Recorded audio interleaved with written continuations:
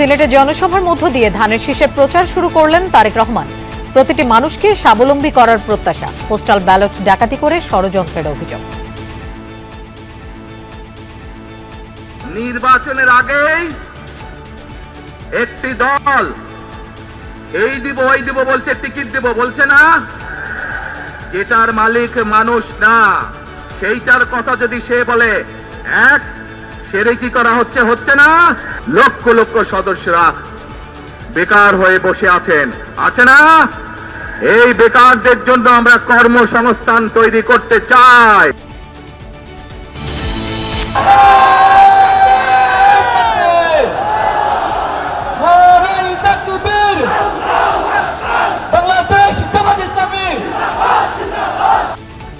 মিরপুরে সমাবেশ থেকে শুরু হলো 10 দলীয় জোটের আনুষ্ঠানিক প্রচার। ফ্যাসিবাদের ছায়াও দেখতে চায় না মানুষ, বললেন জামায়াতের আমির।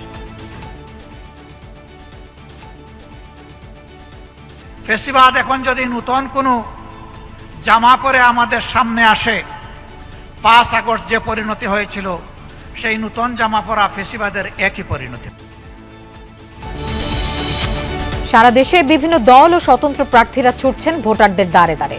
লক্ষ্মীপুরে বিএনপি জামায়াতের মধ্যে উত্তেজনা, ভোটের আগের দিনও ছুটি ঘোষণা।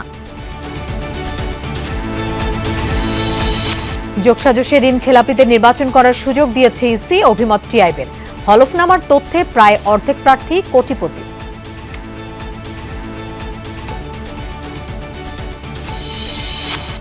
খেলোয়াড়দের সঙ্গে বৈঠক শেষেও ভারতে গিয়ে বিশ্বকাপ না খেলার সিদ্ধান্ত বাংলাদেশের। আইসিসির কাছে সুবিচার প্রত্যাশা। ভারতে বিশ্বকাপ না খেলা এটা আমাদের সরকারের সিদ্ধান্ত। কোনো একটা দেশের মানুষ অন্য একটা দেশে গেলে সিকিউরিটি রিস্ক আছে কিনা সেটা সরকার বিবেচনা করে দেখে, এটা অন্য কারো বিবেচনার স্কোপ নাই।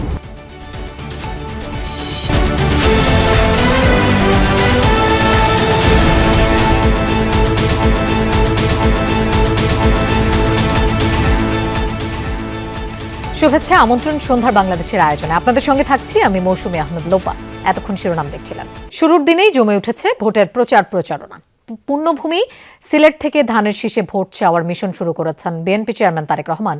আর ঢাকায় এনসিপি সহ শরিক নেতাদের নিয়ে নির্বাচনী সমাবেশ করেছেন জামায়াতের আমির ডাক্তার শফিকুর রহমান। বসে নেই অন্যান্য দল ও স্বতন্ত্র প্রার্থীরাও। রাজধানী থেকে শুরু করে জেলা, মফস্বল শহর সবখানেই এখন ভোটের উত্তাপ। সিলেটের আলিয়া মাদ্রাসা মাঠে বিশাল নির্বাচনী সমাবেশ করেছেন বিএনপি চেয়ারম্যান তারেক রহমান। ধানের শীষের প্রার্থীদের জয়ী করার আহ্বান জানিয়েছেন তিনি। বলেছেন, আগামীতে সরকার গঠন করলে প্রতিটি মানুষকেই স্বাবলম্বী করবে বিএনপি। অভিযোগ করেন, বিগত দিনের ভোট ডাকাতির মতো পোস্টাল ব্যালট ডাকাতির ষড়যন্ত্র করছে একটি মহল। তারা বিভিন্ন টিকিট দেওয়ার নামে নির্বাচনের আগেই মানুষকে ঠকাচ্ছে। সিলেট থেকে সাইফুদ্দিন রবিনের রিপোর্ট, আর ছবি তুলেছেন আলামিন তালুকদার।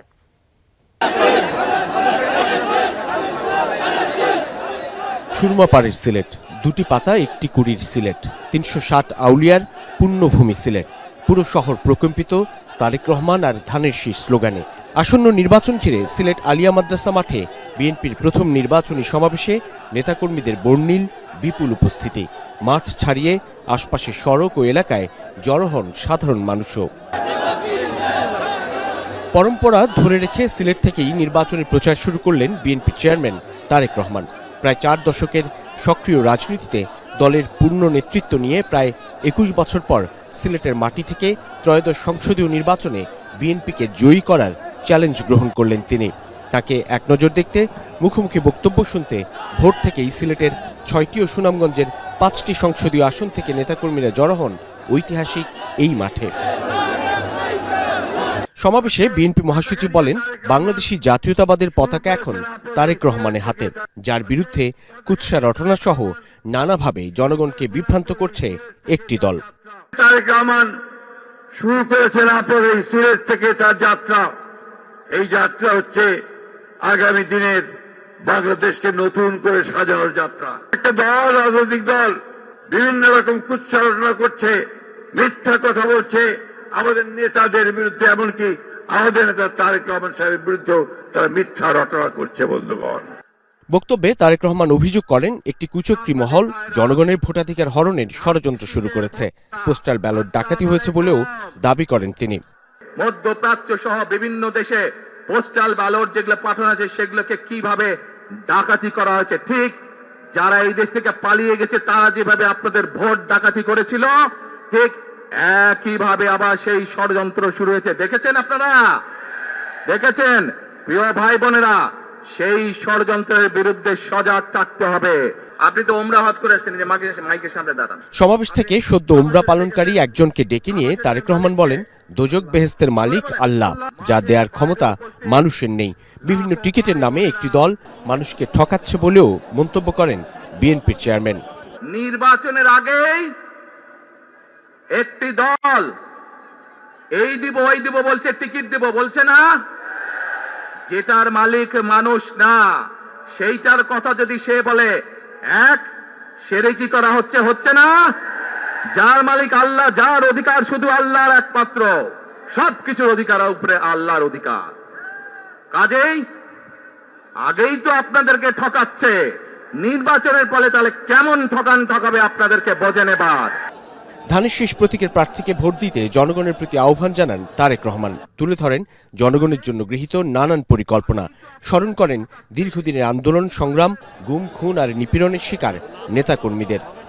আগামী 12 তারিখে ধানের শীষকে জয়যুক্ত করেন, জয়যুক্ত করতে পারেন, আমরা ইনশাল্লাহ সারা বাংলাদেশের কৃষকদের পাশে তাহলে দাঁড়াতে পারবো। আপনাদের আগামী দিনের ধানের শীষের সরকার, বিএনপি সরকার, সেই শিক্ষিত মা বোনদেরকে, সেই মা বোনদেরকে, সকল মা বোনদেরকে অর্থনৈতিকভাবে আমরা স্বাবলম্বী করে গড়ে তুলতে চাই। যুব সমাজের সদস্যরা, লক্ষ লক্ষ সদস্যরা বেকার হয়ে বসে আছেন, আছে না? এই বেকারদের জন্য আমরা কর্মসংস্থান তৈরি করতে চাই। সিলেটের সমাবেশ শেষে সড়ক পথে ঢাকায় ফেরার পথে 6টি পথসভায় অংশ নিচ্ছেন তারেক রহমান। বিএনপি মনোনীত প্রার্থীকে বিজয়ী করার গুরুত্ব তুলে ধরেন সাধারণ জনগণের সামনে। বেগম খালেদা জিয়া বারবার এসেছেন সিলেট আলিয়া মাদ্রাসা মাঠে, কখনো দেশের স্বার্থ রক্ষায় টিপাইমুখ বাঁধের বিরোধিতা করে, কখনো বা সিলেটের সন্তান গুম হওয়া ইলিয়াস আলীকে ফেরত চেয়ে। তবে নিয়ম করে আসতেন প্রতিটি জাতীয় নির্বাচনের শুরুতেই প্রচারণার যাত্রা শুরুর জন্য। তারেক রহমান হাঁটলেন সেই পথেই। সিলেট থেকেই শুরু করলেন ত্রয়োদশ জাতীয় সংসদ নির্বাচনের আনুষ্ঠানিক নির্বাচনী প্রচারণা এবং প্রার্থনা করলেন ভোট। সাধারণের কাছে তুলে ধরলেন নিজের দেশ গড়ার পরিকল্পনা। সাধারণ মানুষ স্বতঃস্ফূর্তভাবে তার সেই আহ্বানে কতটা সাড়া দেবে 12ই ফেব্রুয়ারি নির্ধারণ হবে তা। সাইফুদ্দিন রবিন, যমুনা নিউজ, সিলেট। দর্শক, নির্বাচনী প্রচারণায় অংশ নিতে মৌলভীবাজার হবিগঞ্জ হয়ে ঢাকার পথে বিএনপি চেয়ারম্যান তারেক রহমান গাড়িবহরের সাথে থেকে সংবাদ সংগ্রহ করছেন আমাদের বিশেষ প্রতিনিধি সাইফুদ্দিন রবিন। আমরা তার কাছে যাচ্ছি। রবিন, তারেক রহমানের গাড়িবহর এখন কোথায় আছে? আর আজ তো 6টি পথসভা করার কথা, এখনকার পথসভা কোন জেলায় আছে সেটি একটু জানতে চাই। লোপা, ঠিক এই মুহূর্তে অলিপুর, শায়েস্তাগঞ্জ, হবিগঞ্জ এই এলাকাটি পার হচ্ছে বিএনপির চেয়ারম্যান তারেক রহমান যে নির্বাচনী প্রচারণা এবং সেই নির্বাচনী প্রচারণার যে গাড়িবহর সেটি, এবং আশপাশে যেখানে খানিকটা বাজার কিংবা হাট রয়েছে সেই সব এলাকায় কিন্তু সাধারণ মানুষ সড়কের দুপাশে দাঁড়িয়ে বিএনপির চেয়ারম্যান তারেক রহমানকে শুভেচ্ছা জানাচ্ছেন। তিনিও হাত নেড়ে অভিবাদন জানাচ্ছেন, দুহাত তুলে প্রার্থনা কামনা করছেন, ভোট প্রার্থনা। এবং পুরো পথ জুড়েই বলা চলে এটা বেশ খানিকটা খানাখন্দময় রাস্তা। এর মধ্য দিয়েও নেতাকর্মীদের চাপ, এর ফলে খানিকটা ধীরগতিতেই এগোতে হচ্ছে এই গাড়িবহর। এবং সিলেটের পর মৌলভীবাজার এবং হবিগঞ্জের পথসভাটি শেষ হলো খানিক আগেই। সেখানেও তিনি একই রকম বক্তব্য, অর্থাৎ হবিগঞ্জ জেলার 4টি সংসদীয় আসনের যে প্রার্থী রয়েছেন তাদেরকে পরিচিত করে তুললেন সাধারণের কাছে এবং তাদের পক্ষে ভোট চাইলেন তারেক রহমান। তুলে ধরলেন নিজের পরিকল্পনার কথা এবং সেই সঙ্গে একটি রাজনৈতিক দলের বিরুদ্ধে নানান অভিযোগের কথাও তুলে ধরেছেন তিনি। ধর্মের নামে সাধারণের সঙ্গে প্রতারণা করার অভিযোগ তুলে ধরেছেন তিনি। এখন এই গন্তব্য বা এই প্রচারণার যে বহরটি রয়েছে সেটি সামনের যে পথসভাটি অনুষ্ঠিত হবে সেটি ব্রাহ্মণবাড়িয়ার সরাইল কুট্টিপাড়া এলাকায় পথসভাটি অনুষ্ঠিত হওয়ার কথা রয়েছে এবং মূল সড়কে অর্থাৎ ঢাকা সিলেট মহাসড়কের পাশেই সেই পথসভার স্থল। এবং এরপর সেই পথসভা শেষ করে তিনি যাবেন ভৈরবী স্টেডিয়াম কিশোরগঞ্জ এবং সেখানের পথসভা শেষ করে যাওয়ার কথা নরসিংদী। ঢাকায় ফেরার পথে নরসিংদী হয়ে নারায়ণগঞ্জ রূপগঞ্জে সর্বশেষ পথসভাটি অনুষ্ঠিত হওয়ার কথা রয়েছে। তবে সময় গড়াচ্ছে, ঠিক কয়টা নাগাদ আসলে শেষ হয় আজকের এই নির্বাচন প্রচারের কার্যক্রম সেটি এখনই বলা মুশকিল। লোপা। রবিন, আপনাকে ধন্যবাদ আমাদের সাথে যোগ দেওয়ার জন্য। সিলেটের আলিয়া মাদ্রাসা মাঠে সমাবেশ শেষে বিএনপি চেয়ারম্যান তারেক রহমান যোগ দেন মৌলভীবাজার সদর উপজেলার শেরপুর আইনপুর খেলার মাঠের নির্বাচনী সমাবেশে। এখানে তিনি বলেন, ব্যালট পেপার গায়েব ও ভোট চুরির প্রক্রিয়ায় নেমেছে একটি দল। মানুষ যখন তাদের বিভ্রান্তি আর ষড়যন্ত্র ধরে ফেলেছে তখন নিরাপত্তা আর প্রোটোকলের আওয়াজ তুলছে। বলেন, গত 15 থেকে 16 বছর তথাকথিত নির্বাচনের নামে তামাশা হয়েছে।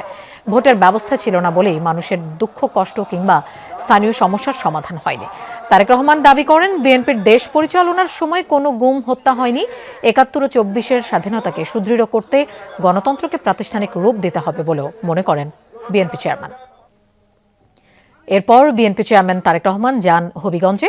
শাস্তাগঞ্জ উপজেলার প্রস্তাবিত নতুন উপজেলা পরিষদ মাঠে নির্বাচনী সমাবেশে অভিযোগ করে বলেন, পোস্টাল ব্যালট দখলের চেষ্টা করছে একটি রাজনৈতিক দল। 71 সালে স্বাধীনতার বিপক্ষে অবস্থান নিয়েছিল সেই দল। সেজন্য বহু নারীর সম্ভ্রমহানি ঘটেছে, লক্ষ লক্ষ প্রাণ শহীদ হয়েছে। নতুন করে সেই দলকে দেখবার কিছু নেই বলে জানান তারেক রহমান।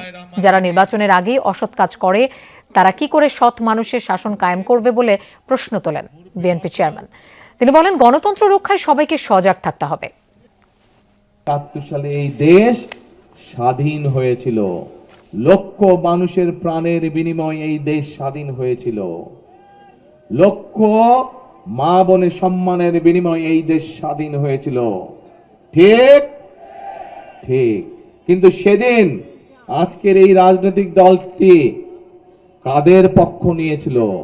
যারা বাংলাদেশকে স্বাধীন হতে দেয় নাই তাদের পক্ষ নিয়ে তাদেরকে দেখার কথা বলছে। রে ভাই, এদেরকে তো আমরা 50 বছর আগে দেখেছি, তাদের ভূমিকা দেশের বিরুদ্ধে ছিল। কাজে নতুন করে আর দেখবার কিছু নাই তাদেরকে। জামায়াতের নেতৃত্বে 10 দলীয় নির্বাচনী ঐক্য আনুষ্ঠানিক প্রচার শুরু করেছে রাজধানীর মিরপুরে সমাবেশের মধ্য দিয়ে। জামায়াত আমির ডাক্তার শফিকুর রহমানের নির্বাচনী এলাকায় আয়োজিত সমাবেশে যোগ দেন এনসিপি সহ শরিক দলের নেতারা। ডাক্তার শফিকুর বলেন, দেশে নতুন পোশাকে ফ্যাসিবাদের উত্থান হতে দেয়া হবে না। আবার ফ্যাসিবাদের উত্থান হলে পরিণতি হবে 5 আগস্টের মতো। রাষ্ট্রকাঠামো পরিবর্তনের লক্ষ্যে গণভোটে হ্যাঁ এবং সংসদে 10 দলীয় জোট প্রার্থীকে ভোট দেওয়ার আহ্বান জানান বক্তারা। জামায়াতের আমির ডাক্তার শফিকুর রহমানের নির্বাচনী এলাকা ঢাকা 15 আসনে নির্বাচনী সমাবেশের মাধ্যমে আনুষ্ঠানিক প্রচারণা শুরু করল দলটি।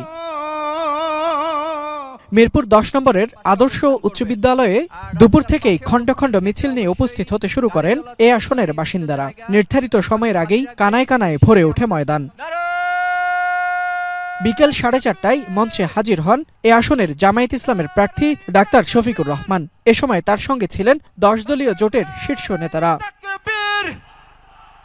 ঢাকার দলীয় প্রার্থীদের পরিচয় করিয়ে দেন জামায়াত আমির। নাহিদ ইসলাম সহ প্রার্থীদের হাতে তুলে দেন দলীয় প্রতীক। এ সময় নাহিদ ইসলাম বলেন, এবারের নির্বাচন ক্ষমতা পরিবর্তনের নির্বাচন নয়, হবে ক্ষমতার কাঠামো পরিবর্তনের নির্বাচন।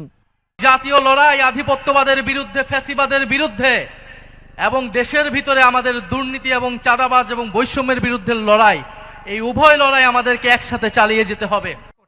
পরে প্রধান অতিথির বক্তব্যে ডাক্তার শফিকুর রহমান বলেন, নতুন পোশাকে দেশে ফ্যাসিবাদের উত্থান হতে দেওয়া হবে না। নতুন করে ফ্যাসিবাদের উত্থান হলে তাদেরও 5 আগস্টের মতো পরিণতি হবে। বাংলাদেশ আমাদের সকলের জন্মভূমি, আর এই দেশে আমরা ফ্যাসিবাদের ছায়াও দেখতে চাই না। ফ্যাসিবাদ এখন যদি নতুন কোনো জামা পরে আমাদের সামনে আসে, 5 আগস্ট যে পরিণতি হয়েছিল সেই নতুন জামা পরা ফ্যাসিবাদের একই পরিণতি হবে। এবার রাষ্ট্রকাঠামো পরিবর্তনের লক্ষ্যে গণভোটে হাঁকে জয়যুক্ত করার আহ্বান জানান জামায়াত আমির।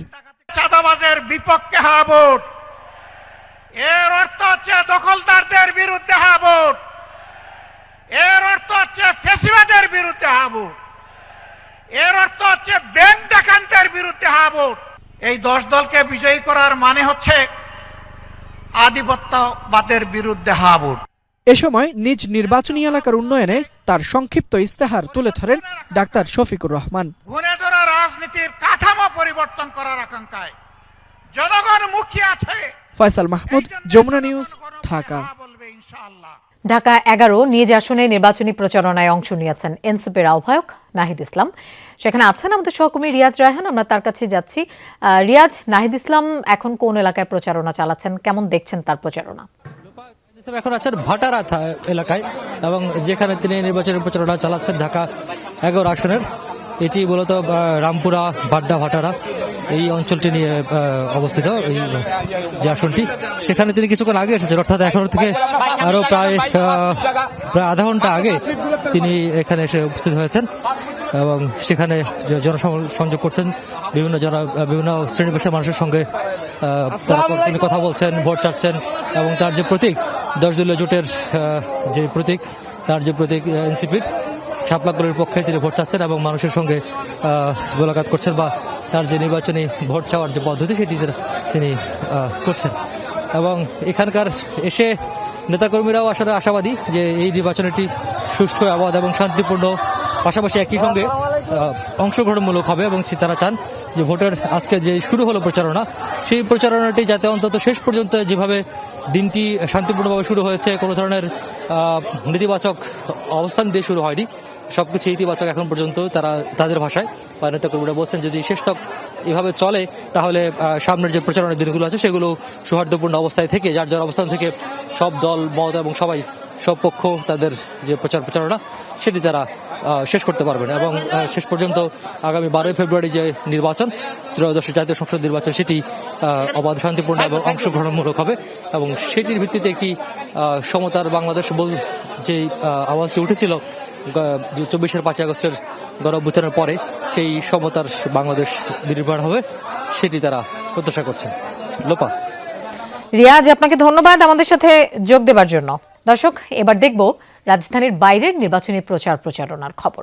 সারা দেশে সকাল থেকেই বিভিন্ন আসনের প্রার্থীরা কর্মী সমর্থকদের নিয়ে নির্বাচনী এলাকায় গণসংযোগে নামেন। বাড়ি বাড়ি গিয়ে ভোটারদের সমর্থন চাইছেন, দিচ্ছেন এলাকার উন্নয়ন সহ নানা প্রতিশ্রুতি।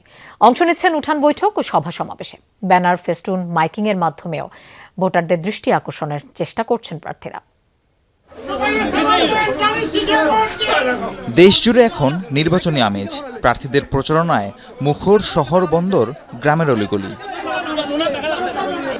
সকালে চট্টগ্রামের কদমতলী থেকে গণসংযোগের মাধ্যমে প্রচারণা শুরু করেন চট্টগ্রাম 11 আসনে ধানের শীষের প্রার্থী আমির খসরু মাহমুদ চৌধুরী। চষে বেড়ান নিজ নির্বাচনী এলাকা। সবচেয়ে জনপ্রিয় দল হিসাবে তারা আজকে বিএনপির পাশে দাঁড়িয়েছে, কারণ বিএনপি তাদের পাশে ছিল গত 17 বছর। কক্সবাজার 1 আসনে নির্বাচনী প্রচারণা শুরু করেন সালাউদ্দিন আহমদ। চকরিয়ার বিভিন্ন এলাকায় গণসংযোগে তুলে ধরেন ভবিষ্যৎ উন্নয়ন পরিকল্পনার কথা। মানুষের ভোটাধিকার আমরা ফেরত পেয়েছি,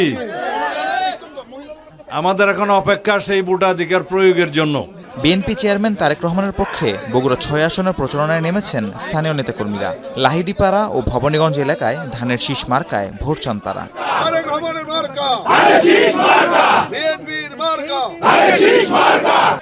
জনসংযোগ আর প্রচারণায় ব্যস্ত বরগুনার প্রার্থীরাও। সকাল থেকেই নানা প্রতিশ্রুতি নিয়ে ভোটারদের দ্বারে দ্বারে যান বরগুনা 2 আসনের বিএনপি প্রার্থী নুরুল ইসলাম মনি। সারা বাংলাদেশের মানুষ ধানের শীষের মুখে, ইনশাল্লাহ ধানের শীষের জোয়ার, সেটা আকাশচুম্বী জোয়ার। প্রচারণায় নেমে ফুলেল শুভেচ্ছায় সিক্ত হন ফেনী 3 আসনের ধানের শীষের প্রার্থী আব্দুল আল মিন্টু। এ সময় এলাকার উন্নয়ন নিয়ে নিজ পরিকল্পনা জানিয়ে ভোট চান তিনি। শুধু বিল্ডিং বানানো না, এই উন্নয়ন হবে স্বাস্থ্য খাতের, স্বাস্থ্য সেবার উন্নয়ন, খেলাধুলার উন্নয়ন এবং শিক্ষার উন্নয়ন। আনুষ্ঠানিক প্রচারণা শুরুর দিনে খুলনার খালিশপুরে পথসভা করেন 3 আসনের বিএনপি প্রার্থী রকিবুল ইসলাম বকুল। মাদক ও সন্ত্রাস নির্মূলের প্রতিশ্রুতি দেন তিনি। ইনশাআল্লাহ জনগণ যেভাবে স্বতঃস্ফূর্ততা জানিয়েছেন, সমর্থন জানিয়েছেন, আমরা শতভাগ আশাবাদী। নাটোরের নির্বাচনী প্রচারণা শুরু করেছেন 2 আসনের বিএনপি প্রার্থী রুহুল কুদ্দুস তালুকদার দুলু। দোয়া মোনাজাতের মধ্যে দিয়ে শুরু করেন প্রথম দিনের প্রচারণা। বিপুল ভোটের মাধ্যমে আমাকে ধানের শীষ তারেক রহমান নেতৃত্বে বিএনপির প্রার্থী হিসাবে আমাকে আবারও নির্বাচিত করবে বলে আমি প্রত্যাশা। ভোটের মাঠে সরব উপস্থিতি রয়েছে জামাত প্রার্থীদেরও। খুলনায় ভোটারদের দ্বারে দ্বারে গিয়ে দাঁড়িপাল্লার পক্ষে ভোট চান খুলনা 5 আসনের প্রার্থী মিয়া গোলাম পরোয়ার। দাঁড়িপাল্লার পক্ষে বিপুল উৎসাহ, উদ্দীপনা, একটা আনন্দ, উৎসবমুখর পরিবেশে তারা আজকের এই গণসংযোগে আমার সঙ্গে আছে। পথসভা ও প্রচারণায় সকাল থেকেই ব্যস্ত সময় কাটছে রাজশাহী 1 আসনের জামাত প্রার্থী মুজিবুর রহমানের। নতুন বাংলাদেশ গড়ার প্রত্যয়ে নিজের পক্ষে ভোট চান তিনি। আমাদের লেভেল প্লেইং ফিল্ডে অনেক ঘটনা ঘটেছে যেগুলো সরকারের করা উচিত ছিল, করে নাই। কর্মী সমর্থকদের নিয়ে সকাল থেকেই নিজ নির্বাচনী এলাকা চষে বেড়াচ্ছেন ভোলা 1 আসনের জামাত প্রার্থী নজরুল ইসলাম। ভোটারদের মন জয়ে দিচ্ছেন নানা প্রতিশ্রুতি। পরিবেশটা যদি শেষ পর্যন্ত থাকে তাহলে উৎসবমুখর পরিবেশে সমস্ত ভোটাররা ভোট প্রদান করতে পারবে। পিছিয়ে নেই এনসিপি, অন্যান্য দল এবং স্বতন্ত্র প্রার্থীরাও। ফেনী 2 আসনে ইগল মার্কার প্রার্থী মুজিবুর রহমান মঞ্জু ভোটারদের দ্বারে দ্বারে গিয়ে প্রচারণা চালান। লেভেল প্লেইং ফিল্ড তো আমরা বারবার বলছি যে এটা নিশ্চিত হয় না এখনো, কারণ আপনি দেখেছেন কালকেও আমরা দেখেছি বিভিন্ন জায়গায় হামলা করা হয়েছে। ঝিনাইদহ 4 আসনের স্বতন্ত্র প্রার্থী সাইফুল ইসলাম ফিরোজ জনসভা করেন নলডাঙ্গা স্কুল মাঠে। এ সময় তার জনসভায় আসার পথে কর্মীদের উপর হামলার অভিযোগ করেন। 1 আসনের বিএনপি প্রার্থী রাশেদ খানও ব্যস্ত সময় কাটাচ্ছেন জনসংযোগে। আমার এলাকার জনগণের পূর্ণ সমর্থন আছে, আমি নির্বাচনে জয়ের ব্যাপারে শতভাগ আশাবাদী। বিকেলে প্রচারণা শুরু করেন নোয়াখালী 6 আসনে এনসিপি প্রার্থী আব্দুল হান্নান মাসুদ। দিন বদলের প্রত্যয়ে ভোটারদের থেকে ভোট চান তিনি। আমরা এখানে একত্রিত হয়েছি এই দেশকে জুলাই গণঅভ্যুত্থানের আকাঙ্ক্ষা বাস্তবায়ন করা এবং নতুন এক বাংলাদেশ উপহার দেওয়ার জন্য। মায়ের কবর জিয়ারত করে গণসংযোগে নামেন পটুয়াখালী 3 আসনে বিএনপি জোটের প্রার্থী নুরুল হক নূর। নির্বাচনে ভোটারদের দোয়া এবং ভোট প্রার্থনা করেন।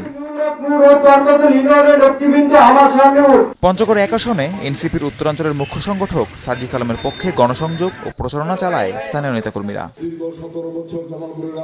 এছাড়াও দেশের বিভিন্ন স্থানে প্রচারণা চালাচ্ছেন ত্রয়োদশ জাতীয় সংসদ নির্বাচনের প্রার্থীরা। রাহিম সারোয়ার, যমুনা নিউজ। মুন্সিগঞ্জ 2 আসনে নির্বাচনী প্রচারে বিএনপির 2 পক্ষের মধ্যে সংঘর্ষ হয়েছে, আহত হয়েছে বেশ কয়েকজন। দুপুরে দিঘিরপাড় বাজার ও কামারখাড়া বাজারে হয় এই ঘটনা। স্থানীয়রা জানায় বিএনপি নেতা শামীম মোল্লা ও অলিউল্লাহ খানের সমর্থকরা জড়ান সংঘর্ষে। দুপুরে নির্বাচনী সভায় খণ্ড খণ্ড মিছিল নিয়ে আসছিলেন নেতাকর্মীরা। এ সময় সভার সঞ্চালক জেলা বিএনপির সদস্য শামীম মোল্লার নাম উল্লেখ করলেও দিঘিরপাড় ইউনিয়ন বিএনপির সাবেক সভাপতি অলিউল্লাহ খানের নাম না বলায় উত্তেজনা ছড়ায়। এক পর্যায়ে সভার সঞ্চালককে মারধর করা হয়। পরে সংঘর্ষে জড়ায় দুপক্ষের নেতাকর্মীরা। পরিস্থিতি কিছু শান্ত হলে আবারও দুপক্ষের মধ্যে মারামারি হয়। খবর পেয়ে পুলিশ গিয়ে পরিস্থিতি নিয়ন্ত্রণে আনে। এদিকে লক্ষ্মীপুরের ভবানীগঞ্জ ইউনিয়নে ব্যানার টানানোকে কেন্দ্র করে পাল্টাপাল্টি হামলার অভিযোগ উঠেছে বিএনপি ও জামায়াতের নেতাকর্মীদের বিরুদ্ধে। আহত হয়েছেন 5 জন। সকালে রিফিউজি মার্কেট এলাকায় হয় এই ঘটনা। স্থানীয়রা জানায় ব্যানার টানানোকে কেন্দ্র করে 2 দলের নেতাকর্মীদের মধ্যে বাকবিতণ্ডা হয়, যা গড়ায় পাল্টাপাল্টি হামলায়। আহতরা হাসপাতালে চিকিৎসাধীন। পুলিশ জানিয়েছে তদন্ত সাপেক্ষে ব্যবস্থা নেওয়া হবে। সুশাসনের প্রতিশ্রুতি আর নির্বাচন ইঞ্জিনিয়ারিং এর আশঙ্কা করে ঢাকার বিভিন্ন আসনে ধানের শীষের জন্য ভোট চেয়েছেন বিএনপির প্রার্থীরা। উৎসবমুখর পরিবেশে চষে বেড়াচ্ছেন অলিগলি। কেন্দ্রে গিয়ে ভোট দেওয়ার আহ্বান জানান প্রার্থীরা, তবে ছিল না গণভোটের পক্ষে প্রচার। বিএনপির প্রার্থীরা জানিয়েছেন সরকার কোনো বিশেষ দলকে কারচুপির সুযোগ না দিলে তারা বিপুল ভোটে জয়ী হবেন। সন্ত্রাস, চাঁদাবাজি দমন আর দেশ রক্ষার প্রতিশ্রুতিও দেন তারা। বছর পর বছর অপেক্ষা, অবশেষে মুক্ত পরিবেশে ভোটের মাঠে বিএনপির প্রার্থীরা। তাই ধানের শীষের নেতাকর্মী ও সমর্থকদের মাঝেও বাড়তি উচ্ছ্বাস। রাজধানী মিরপুরে গণসংযোগ করেছেন জাতীয় ফুটবল দলের সাবেক অধিনায়ক ও ঢাকা 16 আসনের ধানের শীষের প্রার্থী আমিনুল হক। তার সাথে যোগ দেন বাফুফে চেয়ারম্যান তাবিত আওয়াল ও সাবেক ফুটবলাররাও। অলিগলি বাসাবাড়িতে গিয়ে ধানের শীষের জন্য ভোট চান তারা। আমিনুল হক প্রতিশ্রুতি দেন নির্বাচিত হলে সন্ত্রাস, চাঁদাবাজ ও কিশোরগঞ্জ মুক্ত এলাকা গড়ার। ধানের শীষে ভোট দিবে এই কারণেই যে ধানের শীষ সবসময় বাংলাদেশের মানুষের পক্ষে কথা বলেছে। চাঁদাবাজি, সন্ত্রাস, মাদকের বিরুদ্ধে জিরো টলারেন্স নীতি গ্রহণ করা রয়েছে। বাবা মায়ের কবর জিয়ারতের পর আনুষ্ঠানিকভাবে প্রচার শুরু করেন বিএনপির প্রবীণ নেতা মির্জা আব্বাস। ঢাকা 8 আসনের বিভিন্ন এলাকায় গণসংযোগ করেন তিনি। তারা বিশেষ কিছু প্রার্থীকে, বিশেষ দলের প্রার্থীদেরকে জয়লাভ করানোর জন্য চেষ্টা করবে। সেখানে আমরা ক্ষতিগ্রস্ত হই কিনা আমি জানি না, কিন্তু তারা চেষ্টা করবে। তারপরও আমাদের কর্মীদের যে একটা মনোবল, তাতে আমি মনে করি সমস্ত রকম চক্রান্তকে আমরা মোকাবেলা করে আমরা বিজয় ছিনিয়ে আনবো ইনশাল্লাহ। বাড্ডায় জনসংযোগ করেন ঢাকা 11 আসনের বিএনপি প্রার্থী এম এ কাইয়ুম। উদ্বোধন করেন নির্বাচনী অফিস। জনতার উদ্দেশ্যে বললেন অবহেলিত ঢাকা 11 আসনকে ঢেলে সাজানোর। সন্ত্রাসবাদক এবং চাঁদা মুক্ত ঢাকা 11 আসন প্রতিষ্ঠার পাশাপাশি গ্যাসের সমস্যার সহ উন্নয়নমূলক কাজ আমরা করব। ঢাকা 4 আসনে তানভীর আহমেদ রবিন শ্যামপুরের বিভিন্ন এলাকায় উন্নয়নের নানা প্রতিশ্রুতি দেন, জনতার মাঝে বিলি করেন নির্বাচনী ইশতেহার। ঢাকা 6 এলাকায় ধানের শীষের জন্য ভোট চান বিএনপি প্রার্থী ইশরাক হোসেন। কারওয়ান বাজারে গণসংযোগ করেছেন বিএনপির সমর্থিত প্রার্থী সাইফুল হক। তার পক্ষে প্রচারে নেমেছে স্থানীয় বিএনপির একাংশ। সেই দিন আগে আর মতো নাই।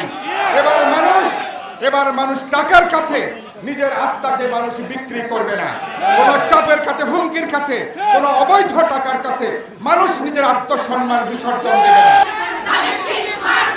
প্রচারণার প্রথম দিনে গণসংযোগ করেছেন ঢাকা 9 আসনের হাবিবুর রশিদ হাবিব, ঢাকা 18 আসনের SM জাহাঙ্গীর, ঢাকা 13-তে ববি হাজ্জাজ। আরেফিন শাকিল, যমুনা নিউজ, ঢাকা।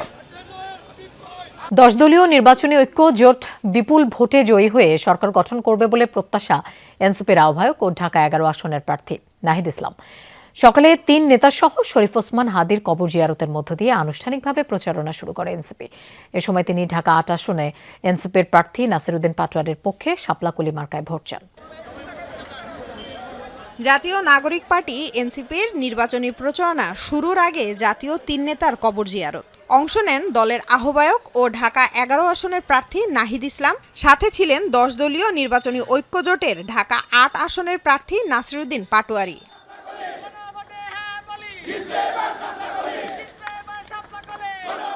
নাহিদ ইসলাম বলেন, ঢাকা বিশ্ববিদ্যালয় এলাকা থেকে ভাষা আন্দোলন, মুক্তিযুদ্ধ এবং 24-এর অভ্যুত্থান শুরু হয়েছিল।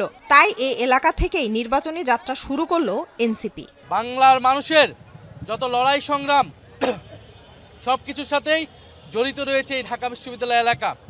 আমরা তাই এই ঢাকা 8 আসনকে নির্বাচন করেছি আমাদের আনুষ্ঠানিক কার্যক্রম প্রথম শুরু করার জন্য। কিন্তু আমরা চাই যে কোনো মূল্যে সামনের দিকে এগিয়ে যেতে। জাতীয় নাগরিক পার্টি এনসিপি সংস্কারের পক্ষে যেরকম দৃঢ় অবস্থান ছিল, বিচারের পক্ষে যেরকম দৃঢ় অবস্থান ছিল, একইভাবে নির্বাচন এবং গণভোটের পক্ষে তারা দৃঢ় অবস্থান আছে। যে কোনো মূল্যে আমরা সুষ্ঠু নির্বাচন 12ই ফেব্রুয়ারি যাতে নিশ্চিত হয় সেজন্য যা যা করা প্রয়োজন তা আমরা করব। 10 দলীয় নির্বাচনী ঐক্য জোট বিপুল ভোটে জয়ী হয়ে সরকার গঠন করবে বলে আশা ব্যক্ত করেন নাহিদ ইসলাম। নির্বাচন অনুষ্ঠিত হোক এটা চাই, সেই নির্বাচনে জয়লাভ করে আমরা সংসদে যেতে চাই। আমাদের সামনে এটাই এখন একমাত্র এজেন্ডা। সরকারের জায়গা থেকে নির্বাচন কমিশন নিরপেক্ষ আচরণ করছে না, এটা আমরা বিভিন্ন সময় বলে আসছি। তারা একটি বিশেষ দলকে বিশেষ ধরনের সুবিধা দিচ্ছে। এরপর জাতীয় কবি কাজী নজরুল ইসলামের সমাধি কমপ্লেক্সে ওসমান হাদির কবর জিয়ারত করেন এনসিপি নেতারা। সেখান থেকেই পদযাত্রার মধ্য দিয়ে শুরু হয় এনসিপির নির্বাচনী প্রচারণার আনুষ্ঠানিকতা। খুনিদের আশ্রয় না দিতে ভারতের প্রতি আহ্বান জানান ঢাকা 8 আসনের প্রার্থী নাসিরউদ্দিন পাটোয়ারি। ঢাকা 8-এ আমরা দেখেছিলাম এখানে অনেক খুন করা হয়েছে। 28 অক্টোবরে এখানে শহীদ ভূমি রয়েছে। শুধু তাই নয়, শাপলাতে আমাদের আলেমদেরকে খুন করা হয়েছিল এই ঢাকা 8-এই। শুধু তাই নয়, এখানে সাম্যকে খুন করা হয়েছিল। আমরা একটি হত্যাকাণ্ডের এ পর্যন্ত বিচার বুঝে পাইনি। এই বিচারগুলো বাংলাদেশে আমরা দ্রুত বাস্তবায়ন চাই। সাথে সাথে ঢাকা 8-এ আমরা নারীদের জন্য নিরাপদ আবাসস্থান গড়তে চাই। সারা দেশে 30টি আসনে শাপলাকুলির পক্ষে নির্বাচনী প্রচারে নামে এনসিপি। লামিয়া তিথি, যমুনা নিউজ, ঢাকা। দলীয় প্রার্থীদের পাশাপাশি স্বতন্ত্র প্রার্থীরাও শুরু করেছেন প্রচারণা। সকাল থেকেই শুরু হয় তাদের কার্যক্রম। শহরের বিভিন্ন অলিগলি, বাজার, মহল্লা ঘুরে ঘুরে বিলি করেন প্রচারপত্র। কথা বলেন সব শ্রেণী পেশার মানুষের সাথে। নিজের পরিচয় আর নির্বাচনের প্রতীকের সাথে পরিচয় করিয়ে দেন প্রার্থীরা। রাজধানীর গোরান এলাকায় দুপুরে বেশ জোরালো প্রচারণা চালাতে দেখা যায় ঢাকা 9 আসনের স্বতন্ত্র প্রার্থী ডাক্তার তাসনিম জারাকে। এদিকে হাতিরঝিল এফডিসি এলাকায় বড়সড় শোডাউন করেছেন ঢাকা 12 আসনের স্বতন্ত্র প্রার্থী সাইফুল আলম নীরব। পথসভায় তিনি ফেব্রুয়ারির ভোটে জয়ী হবার আশা করেন। আল্লাহ যদি আমাকে এই এলাকায় কবুল করেন, আমি পরিকল্পিতভাবে হকারদেরকে একটি নির্দিষ্ট স্থানে ব্যবসা করার সুযোগ দিয়ে এই এলাকায় ফুটপাত মুক্ত করব। যেই রাজনীতিটার কথা বলি সবসময়, স্বচ্ছতা এবং জবাবদিহিতার রাজনীতি, সেই রাজনীতির ধারাই আমরা বজায় রাখবো, চালু রাখবো। সেই ব্যাপারেই কথা হচ্ছে সবার সাথে। ত্রয়োদশ জাতীয় সংসদ নির্বাচন উপলক্ষে শিল্পাঞ্চলের শ্রমিকদের জন্য 3 দিন ও অন্যদের ক্ষেত্রে 2 দিন সাধারণ ছুটি ঘোষণা করেছে অন্তর্বর্তী সরকার। সব শ্রেণীর মানুষ যাতে নির্বিঘ্নে ভোট দিতে পারে সে লক্ষ্যেই এমন সিদ্ধান্ত বলে জানিয়েছেন প্রধান উপদেষ্টার প্রেস সচিব শফিকুল আলম। দুপুরে উপদেষ্টা পরিষদের বৈঠকের পর ফরেন সার্ভিস একাডেমিতে এক ব্রিফিংয়ে এসব কথা বলেন তিনি। এছাড়াও অনুমোদন পেয়েছে বহু কাঙ্ক্ষিত ঢাকা সেন্ট্রাল ইউনিভার্সিটি ও জুয়া প্রতিরোধ অধ্যাদেশ। দেশের অতি গুরুত্বপূর্ণ 13টি এজেন্ডা নিয়ে বৈঠকে বসেছিলেন উপদেষ্টারা। উপদেষ্টা পরিষদের সেই বৈঠকে 11টি বিষয়কে নীতিগত চূড়ান্ত অনুমোদন দেয়া হয়। যারা অনেকে ঢাকায় বা বিভিন্ন ইন্ডাস্ট্রিয়াল টাউনে আছেন বা বিভিন্ন বড় শহরে আছেন, তারা তাদের গ্রামের বাড়িতে যেখানে ভোটার সেখানে ভোট দিতে পারবেন। আসন্ন ত্রয়োদশ জাতীয় সংসদ নির্বাচন ও গণভোট 2026 উপলক্ষে সার্বিক আইন শৃঙ্খলা পরিস্থিতি মূল্যায়ন এবং in aid to the civil পাওয়ারের আওতায় মোতায়েনরত সেনা সদস্যদের দেখতে কুমিল্লা এরিয়া পরিদর্শন করেছেন সেনাবাহিনী প্রধান জেনারেল ওয়াকারুজ্জামান। দুপুরে তিনি হেলিকপ্টার করে কুমিল্লা স্টেডিয়ামে অবতরণ করেন। পরিদর্শনকালে সেনাবাহিনী প্রধান সেনা সদস্যদের কার্যক্রম সরেজমিনে পর্যবেক্ষণ এবং প্রয়োজনীয় দিক নির্দেশনা দেন। অসামরিক প্রশাসনের সঙ্গেও মত বিনিময় করেন। সফরকালে সেনাপ্রধান কুমিল্লা জেলা প্রশাসনের সম্মেলন কক্ষে ঊর্ধ্বতন সামরিক কর্মকর্তা, বিভিন্ন জেলার আইন শৃঙ্খলা রক্ষাকারী বাহিনী ও বেসামরিক প্রশাসনের কর্মকর্তাদের সঙ্গে মত বিনিময় করেন। এ সময় আসন্ন জাতীয় সংসদ নির্বাচনকে শান্তিপূর্ণ, নিরপেক্ষ, সুষ্ঠুভাবে সম্পন্ন করার লক্ষ্যে আন্তঃপ্রাতিষ্ঠানিক সমন্বয় এবং সামগ্রিক নিরাপত্তা ব্যবস্থাপনা নিয়ে আলোচনা হয়। যোগসাজশের মাধ্যমে ঋণ খেলাপিদের নাম কর্তনের সুযোগ করে দিয়েছে নির্বাচন কমিশন। এমন মন্তব্য করেছেন টিআরবির নির্বাহী পরিচালক ডক্টর ইফতেখারুজ্জামান। রাজধানীর ধানমন্ডিতে হলফনামায় প্রার্থী পরিচিতি নিয়ে সংবাদ সম্মেলনে এই অভিযোগ করেন তিনি। বলেন, ব্যবসাভিত্তিক রাজনীতির কাছে ইসি জিম্মি। অনেক প্রার্থী ঋণ খেলাপি হওয়া সত্ত্বেও সুযোগ দেয়ায় ইসি সাংবিধানিক দায়িত্ব পালন করেনি বলে অভিযোগ করেন। জানান, দ্বৈত নাগরিকত্ব নিয়ে তথ্য গোপনের তথ্যও আছে টিআইবির হাতে। হলফনামায় অসামঞ্জস্যপূর্ণতা, ক্ষমতার অপব্যবহার, দুর্নীতি কিনা তা খতিয়ে দেখা উচিত ইসির। কমিশন, রাজস্ব বিভাগ দুদক দায়িত্ব পালনে ব্যর্থ হওয়ায় হলফনামায় সঠিক তথ্য উঠে আসছে না। খেলাপি ঋণকে খেলাপি তালিকাভুক্ত থেকে সরিয়ে নেওয়ার সুযোগ সৃষ্টি করে দিয়েছে নির্বাচন কমিশন। অর্থাৎ ব্যবসা ভিত্তিক রাজনীতির কাছে নির্বাচন কমিশন জিম্মি হয়েছে এবং সেখানে কিন্তু কোনো প্রকার হেরফের ছাড়া সকল রাজনৈতিক দলের প্রভাবটাই কাজ করেছে। ভারতের টি-20 বিশ্বকাপ না খেলার সিদ্ধান্তে অনড় সরকার। ক্রিকেটারদের সঙ্গে বৈঠক শেষে জানালেন ক্রীড়া উপদেষ্টা আসিফ নজরুল। তবে এখনও আশা ছাড়ছেন না তিনি। ক্রীড়া উপদেষ্টার বিশ্বাস, ভেন্যু পরিবর্তন করে বাংলাদেশকে বিশ্বকাপ খেলার সুযোগ করে দেবে আইসিসি। ভারতে বিশ্বকাপ না খেলার বিষয়টি চূড়ান্তভাবে আইসিসিকে জানিয়ে দিয়েছে বিসিবিও। নিরাপত্তা সংকটের মাঝেও আইসিসির অনৈতিক চাপের মুখে দাঁড়িয়ে বাংলাদেশ বিশ্বকাপ খেলতে ভারতে যাবে কি, এমন সিদ্ধান্ত জানানোর অন্তিম মুহূর্তের সামনে দাঁড়িয়ে ক্রিকেটের সবচেয়ে বড় অংশীদার ক্রিকেটারদের মতামত জানতেই ক্রীড়া উপদেষ্টা তাদের সঙ্গে বসলেন।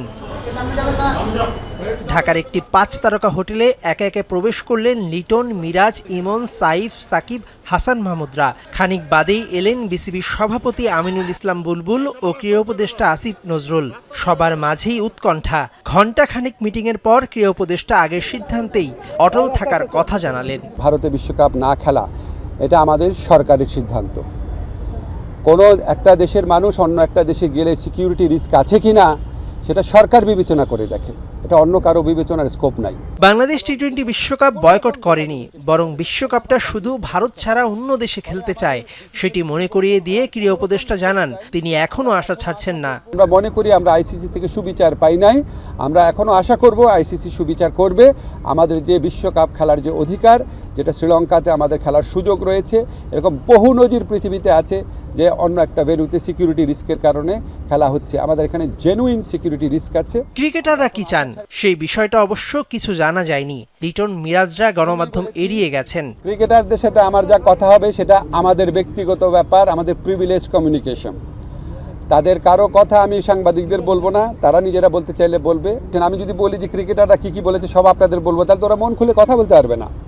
আমাদের এই সাক্ষাতের উদ্দেশ্যটা ছিল আমরা সরকার কেন এই সিদ্ধান্তটা নিয়েছে সেটা তাদের ব্যাখ্যা করে বুঝিয়ে বলা। বিসিবি আইসিসিকে তাদের সিদ্ধান্ত চূড়ান্তভাবে জানিয়ে দিয়েছে। এবার আইসিসির সিদ্ধান্ত নেবার পালা। বাংলাদেশকে রেখে নাকি বাদ দিয়ে তারা বিশ্বকাপ আয়োজন করবে সেটা বলে দেবে সময়। মেহেদি নাইম, যমুনা স্পোর্টস, ঢাকা। স্পিনিং বা সুতা শিল্প রক্ষায় আন্তরিক নয় সরকার, তাই বাণিজ্য মন্ত্রণালয়ের সুপারিশ বাস্তবায়নে দেরি হচ্ছে। 7 দিনের মধ্যে এটি কার্যকর না হলে 1 ফেব্রুয়ারি থেকে সব স্পিনিং মিল বন্ধ করে দেওয়া হবে, এমন হুঁশিয়ারি দিয়েছে Bangladesh textile mills association BTMA.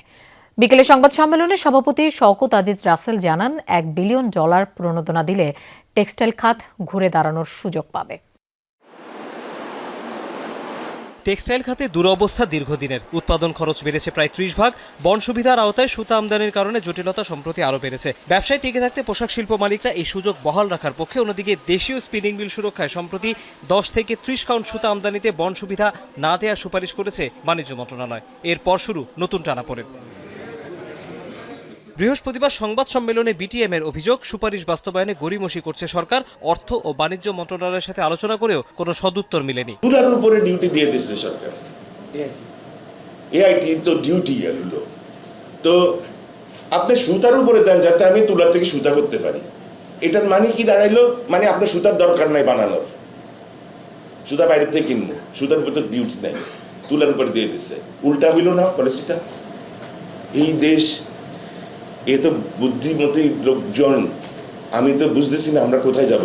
BTMA নেতাদের অভিযোগ, বন সুবিধার আওতায় সুতা আমদানি করে দেশীয় পোশাক শিল্প কোনো সুবিধা পাচ্ছে না, পাচ্ছে বিদেশি ক্রেতারা। 40% ভ্যালিডেশন লাগবে। ইন্ডিয়া থেকে সুতাই না আপনি 40% এটা ভ্যালিডেশন করতে পারবেন? আপনি তো এক্সপোর্টই হবে না ইউরোপিয়ান কান্ট্রিতে। 50 সেন্ট ডিফারেন্স যদি ইন্ডিয়ার সাথে আর আমাদের সাথে হয়, তাইলে আমাদের গার্মেন্টসের মালিক ওখান থেকে মাল নিয়ে আসতেছে, আমরা এখন ফ্যাক্টরিগুলো হাফদান হয়ে গেছে। বিটিএমএ জানায়, পোশাক ও টেক্সটাইল খাতের কেউই যেন ক্ষতিগ্রস্ত না হয় সেদিকে নজর রাখতে হবে। এডিএফ ফান্ডকে ইনকাম সোর্সে নিয়ে গেছে, বন্দরকে ইনকাম সোর্সে নিয়ে গেছে। যেগুলা সেক্টর আপনার একটা ব্যবসায়ীকে হেল্প করার কথা, আমার সরকার এগুলোকে ইনকাম সোর্স মনে করে। এই দেশকে নিয়ে আপনারা কতটুকু অগ্রসর করবেন? টেক্সটাইল মিল অ্যাসোসিয়েশনের তথ্য, এই মুহূর্তে স্পিনিং মিলগুলোর কাছে 12,500 কোটি টাকা সুতা অবিকৃত অবস্থায় পড়ে আছে। আপনারা বলেন, মুখে মুখে বলেন আমরা ইকোনমি চালিকা শক্তি, আমার লাগে কোনো সময় নাই কিন্তু আমাদের জন্য। তৌহিদ হোসেন, যমুনা নিউজ, ঢাকা। দর্শক, এই ছিল সন্ধ্যার বাংলাদেশের আয়োজনের। এতক্ষণ সাথে থাকার জন্য ধন্যবাদ সবাইকে।